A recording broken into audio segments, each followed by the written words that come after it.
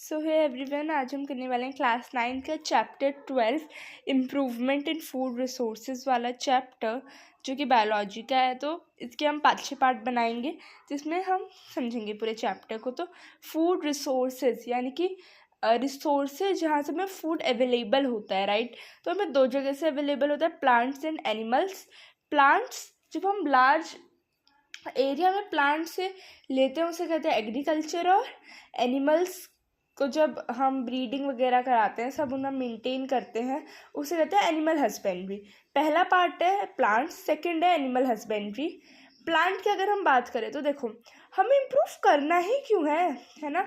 सबसे पहला क्वेश्चन, हमें इम्प्रूवमेंट चाहिए ही क्यों। देखो, इम्प्रूवमेंट इसलिए चाहिए क्योंकि हमारी जो पॉपुलेशन है वो डे बाई डे बढ़ रही है, तो फूड की डिमांड भी तो बढ़ रही है। लेकिन जो लैंड है, लैंड तो लिमिटेड अमाउंट में है, लेकिन डिमांड बढ़ रही है, पर लैंड तो लिमिटेड है। तो उसी लैंड में हमें क्या करना है, और अच्छा करना है ताकि हम सबके डिमांड को पूरी कर सके। तो हमारे लिए इम्प्रूवमेंट अब क्या बहुत नेसेसरी है, तो इसलिए इम्प्रूवमेंट बहुत नेसेसरी स्टेप लेना पड़ेगा गवर्नमेंट को।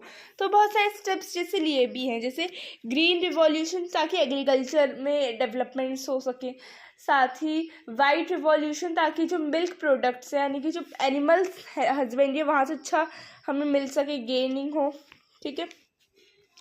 तो देखो, अब हम पढ़ेंगे कि कितने टाइप्स की क्रॉप है। राबी और खारिफ क्रॉप होती है। एक जैद क्रॉप होती है, वो समर सीजन की होती है। राबी होती है विंटर, जो आजकल भी होंगी।